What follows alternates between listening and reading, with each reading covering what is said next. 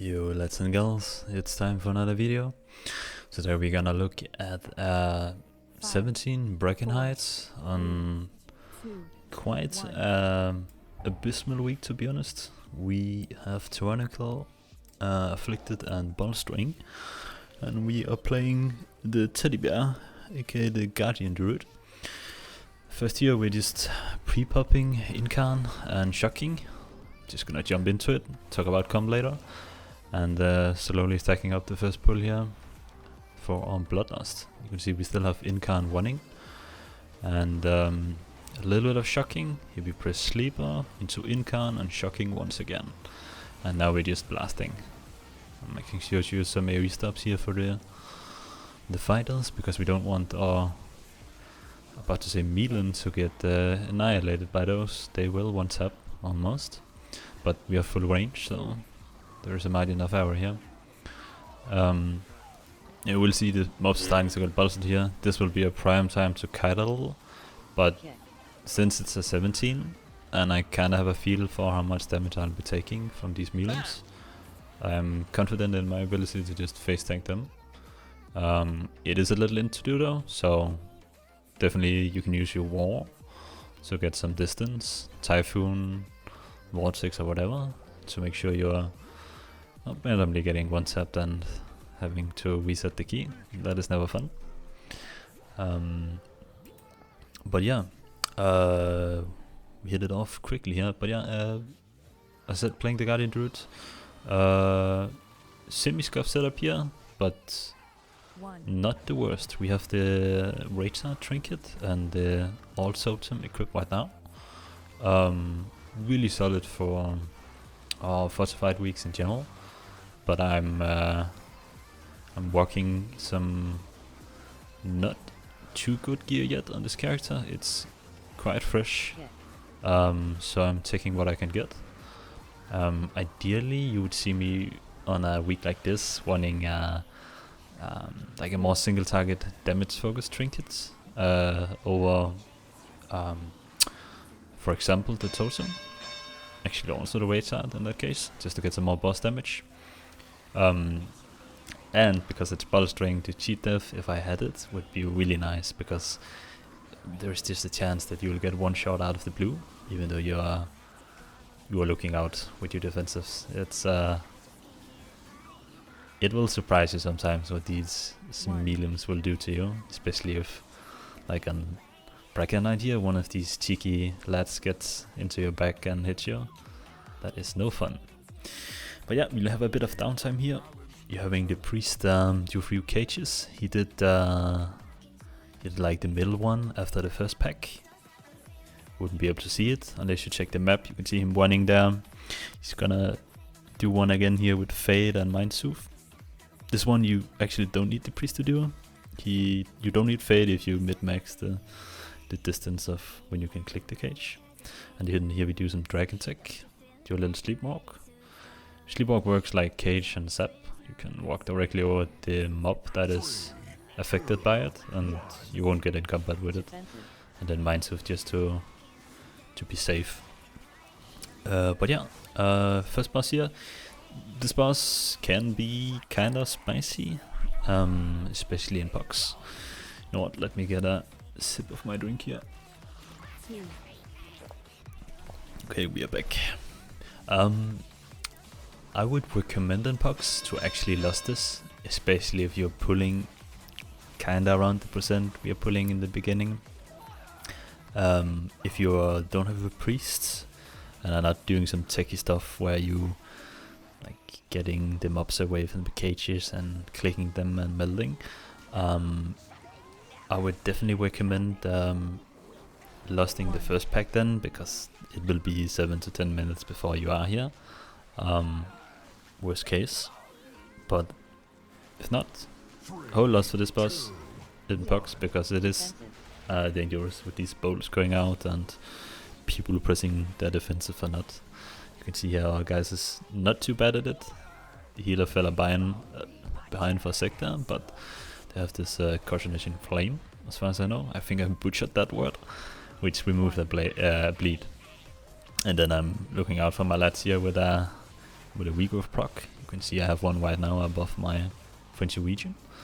It's extremely nice to be able to top some people, and the amount of healing you can do with this on yourself and on allies is not insignificant. If you get a crit on it, it's basically a lay. So in general, when I have this, I call that I'm ready with a lay on hands. And a quick input here: when these totems spawns, get a quick moonfire on them, and then a trash. So you're at least doing some kind of thudding damage to help out kill the totem. And you wanna mid-max it a bit. Press your trash as the second last global, so you'll be ready to refresh it when it comes up again. For some reason the totem is taking some time to kill. Here we skip this pack on purpose so we can get it in now when the boss is less dangerous. You don't want to pull this pack instantly on top of the boss.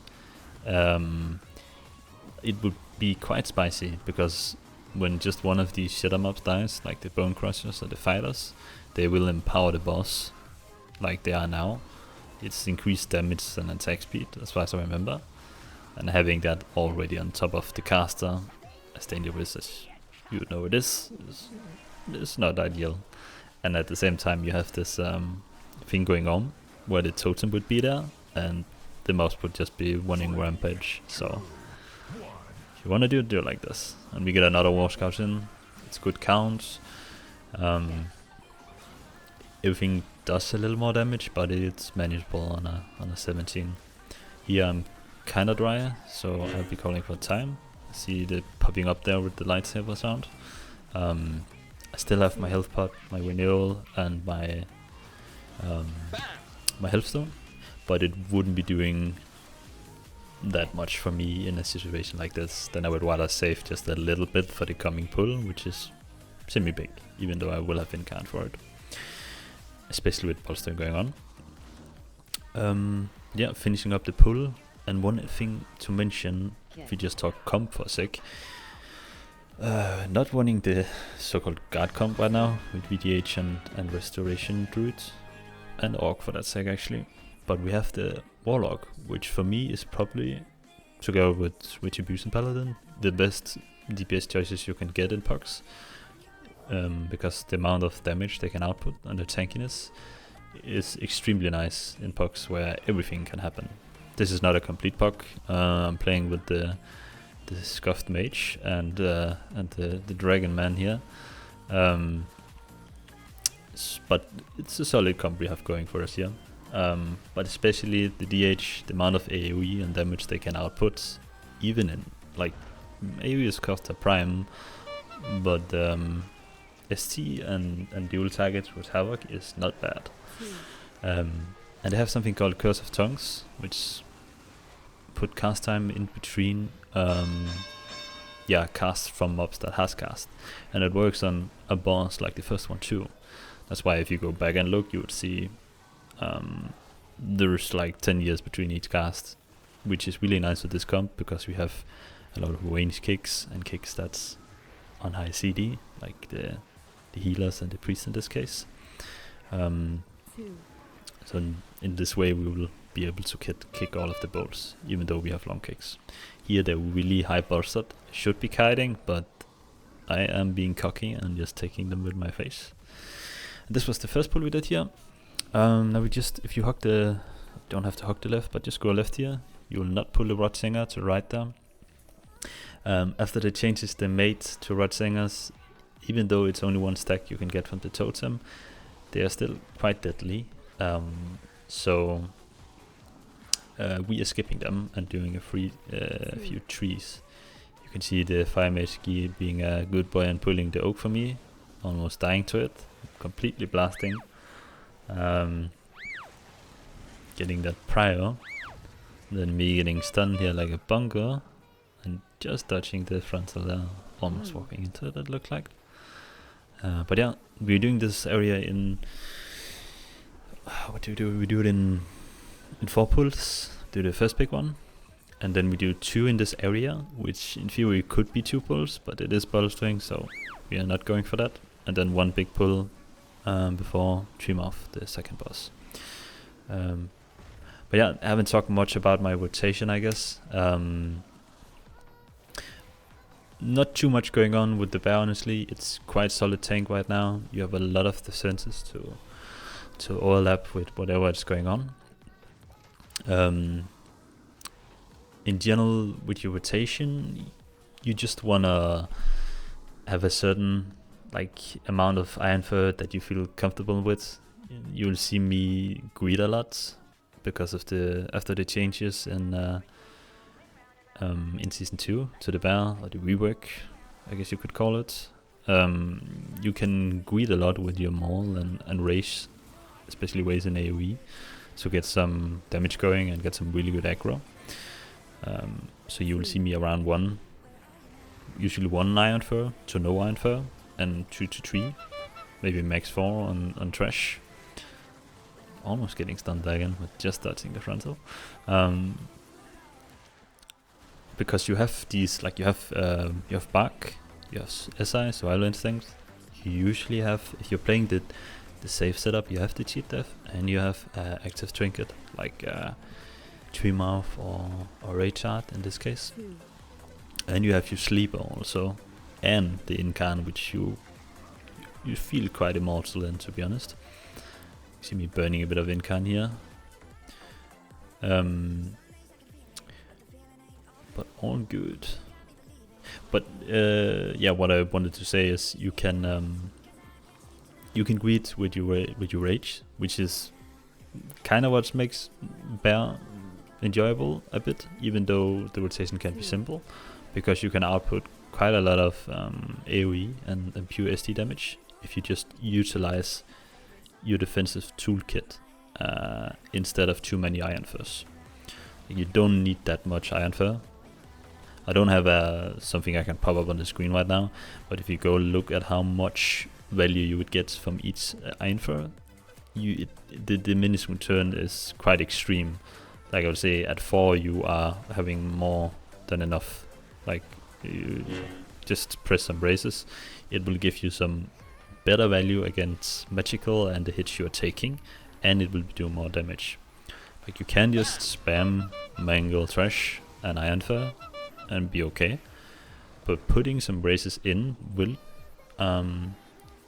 give you more damage, and it will also give you more shielding for Ursox Rage, or whatever it's called. It's your leftmost talent, or just above it in the spec tree, which gives shielding for Maul and Maul, Rage and Trash, I think, which is pretty nice against all the magical damage. It is also the way you live big tank hits, and in general get a lot of reduction going. See, I have one now, I press it and it just applies Tooth and Claw to everything in AoE, which is 15% reduced damage for 6 seconds. It's really nice. You'll see it on my Maul icon, just to the left of my Iron Fur. When that lights up with a stack, this means I have a Tooth and Claw block. But yeah, here we had a bit of an incident, and another incident on a Warlock here. He came a little too close to a bolstered slime and got one-tapped. And then we ninja'd the Rod Singer downstairs and had to play it. But we managed with only 1 death, so that is okay. You see the Fire Mage standing on the branch to the right there, just blasting. It's a little trick you can do with the...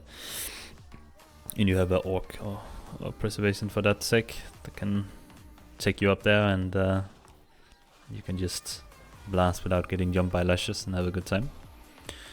But yeah, in these pulls we're doing here, again, not too much to think about. One thing though is if you're pulling the decays, ideally you want to try to soak the cast they have and then press quite a major defensive, so you don't have melee or range in this case, the Warlock being too close, that will soak it and get absolutely smashed, because it hurts. If you uncomms to somebody, you could ask them to take it, but nevertheless in box try to use a defensive and get it get it going so nobody else takes it. I had a big pop up on my card here. I think I'm getting ganked in real life at the time of this recording actually. You'll see the Discord pop up a bit, muting back and forth. But yeah, on to Treemoth now. Quite chill boss, not too much going on, using some stops on the slimes. And yeah, then again, a boss you can greed on. Do you want to go in, or do you not want to go in? If you feel like you can take the damage. I think we go in 2 times. And then on the 3rd, I just tank it. We are doing a Stink Breath pull after this one though, so I won't be utilizing too much defensive to be greeting the boss out. Like in the next 8 seconds here when it sucks again, you could technically choose to not go in, but I kinda need something for the next pull too. So you won't see me doing it permanently. This is also a good boss to pull some of the trash from before on top of. We didn't do it this one, but you can definitely do it. It's a good way to save some time. As a tank though, you kinda need somebody to be going in on the tree boss if you're pulling trash on top of the boss ideally. Because if you have like oaks and stuff living until you have to go in, and then they're stunning you on top of the boss and frontals going on, and you are getting annihilated by being in there and getting mealed at the same time, that's no good.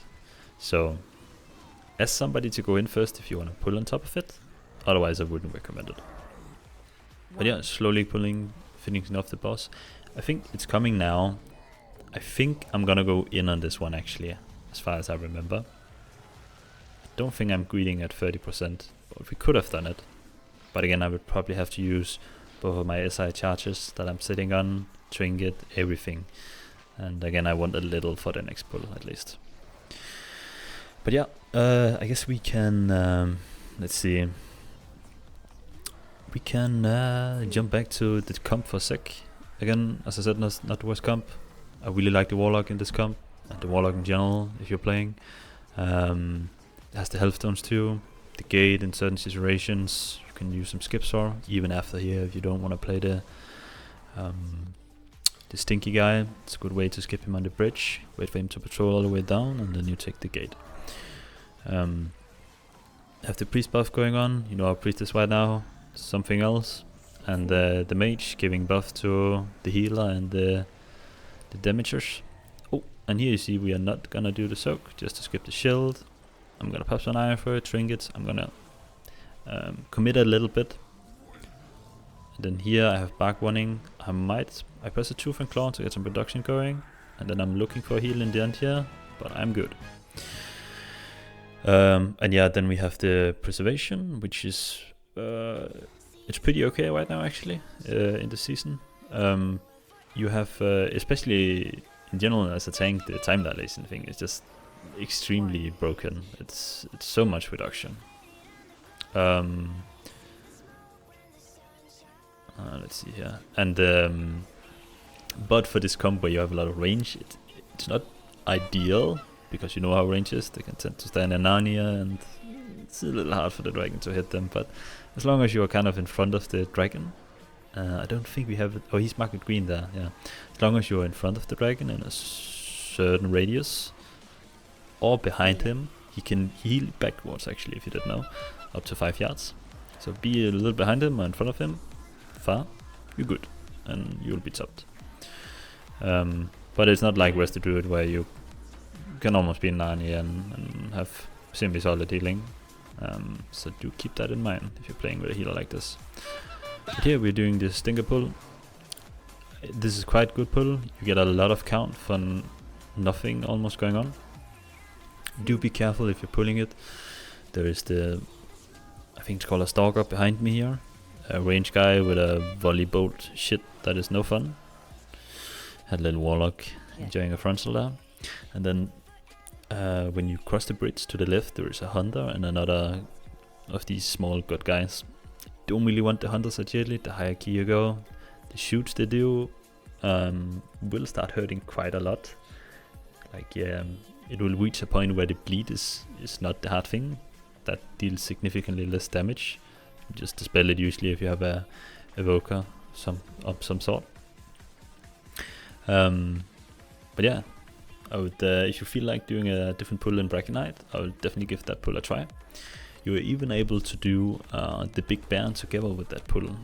You won't see it, yeah, I guess as shown in this video. But if there will be another Bracken later on the channel, I will promise you, you will see the big bear together in this pull. So we'll have a 1v1, I guess, between bears.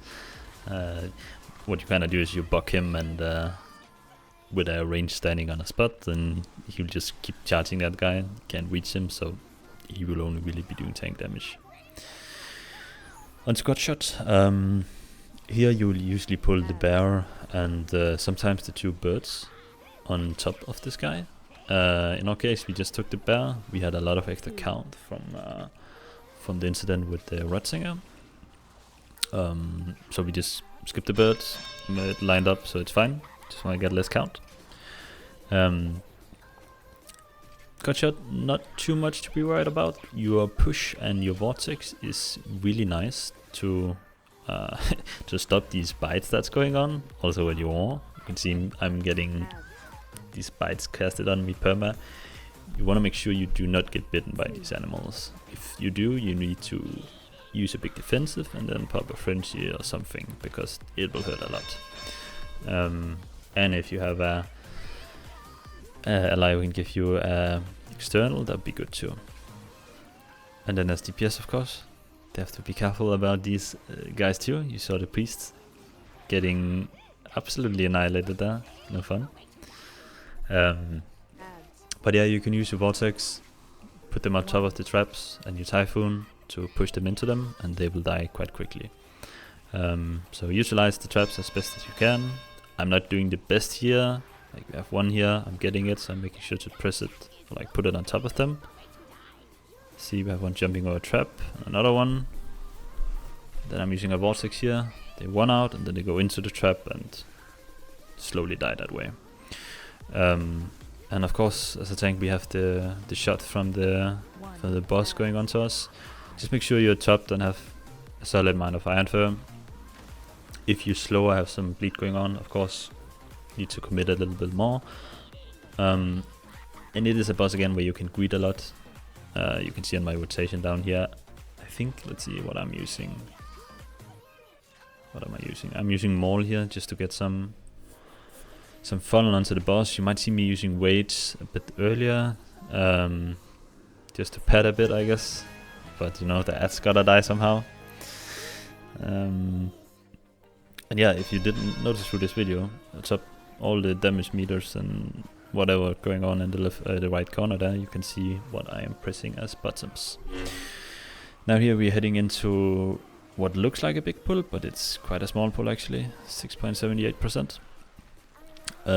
We have the priest with one disease spell for the hexes here, so we don't want to pull too many hexes. Can pull more of them, but if you have only one disease spell, as in our case, and you're pulling more, you need to commit defensives to not get one tapped by that Siphon Decay that just went off. And even when you play in a coordinated environment, people will tend to forget and just tunnel on stuff going on, and somebody will die and you'll waste some time. So really be careful. Hex has a really good count, but if you do not have the spells, it is a bit messy. One trick you can do though is just do the first pull here, and then go around here and pull all the rod hexes. If you can take the damage, or handle the damage, and just go on top of this cauldron you see where the War Scout is, activate it, and everybody will just be close to that thing and just press it whenever they get a debuff from the Rod Hexer. It's a way to get some really good counts, but again, we are doing the pull after a bridge with the stinky guy, so we already have a lot of counts, so we don't necessarily need any more count. But if you're not doing it and skipping the bridge, just going from tree mouth to gut shot, then definitely look into these watch singers and on the cauldron up there. It's really good. Again here, kiting a little bit, some bolstering stacks going on. Don't want to get slapped too hard. I do have a solid amount of Iron Fur, so I'm not too scared. Yeah, I'm dropping low. Starting Rage Storm, so I can just go and face tank him. He won't do anything. Should be doing one big pull here in the end. Going into the pack. Greeding a little bit with my movement, so I'm not pressing too much. Just getting stacked up, pressing my sleeper and getting my damage going. Ideally in a pull, when you enter it like that, you wanna be pressing something earlier, like your Trinket, your Baskin, Sleeper, even your SI, because you wanna get your rage going to get some tankiness, get some races out for some aggro, some Iron Furs, some healing and some stuff. But you can see me playing around with, you have some increased range through your, I think, Moonkin thing in your class tree. It's like 3 or 5 yards. So you can kind of play around with the Milim there and not get hit too much, and it worked out for me. But it is a bit of greeding, so be careful with that. Finishing up this pull, because of the ninjas we had earlier on the Rudge Singer, our count is not perfect here. So we're going to choose to pull a whole nother pack behind us, right after these dice. I wouldn't do this if we are tight on time, but again, there's like 9 minutes left and we have lost up. So we're just going to kill it, just for safety. But otherwise, if you're missing this amount of count and you are kind of tight on the timer, I would start the boss, and when he reaches around 15% HP, I would Moonfire this pack in, because you can engage this this pack through the boss fight. And that way you would save a little bit of time. But yeah, finishing up this one, and then we're heading into the last boss. If you look at the meter, of course, Warlock is definitely the superior spec here. But no, I'm kidding. There's a lot of padding going on, definitely, with Rain of Fire, but it looks sexy on the meters for sure. Wi-Fi, last boss here. This boss you can greed quite a lot with your spending on Maul and Rage here. If you want to optimize your damage when these two guys are up here, the totem and the boss, you want to be spamming Raze. You'll see me be doing a combination of Razing and Mauling on this boss. If I know my DPS has half damage, I'll be spending Rage just to optimize the most amount of damage. If you want to be safe and really kill these totems, you will you'll build up some Rage, so you can spam some Mauls into that totem, just to get some good ST going and completely destroy it. So you, like, your primary damage as a bear would be your Maul and your Mangle on this totem. You can also Moonfire it if you have nothing else going on, but it needs to be early to get any kind of value out of it. But here we're finishing another one up. You can see me on the left. I'm kind of tracking what is going on with the CDs. We have PI on CD, so I know this one Priest won't do damage, but the Warlock do have Infernal here, which he's sending. So in this case I know I am allowed to raise.